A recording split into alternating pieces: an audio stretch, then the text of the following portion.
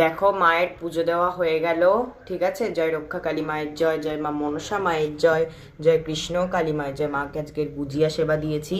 আজকের হচ্ছে শনিবার, তোমরা সকলে জানো মার সেবা দেওয়া হয়ে গেছে।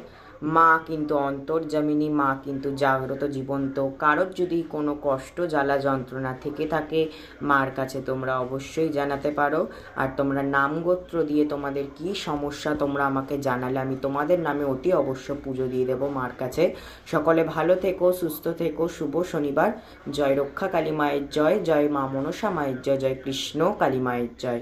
মা তুমি নিজে ভালো থেকো, তুমি নিজে ভালো থেকে সকলকে ভালো রাখো, সুস্থ রাখো। জয় মা।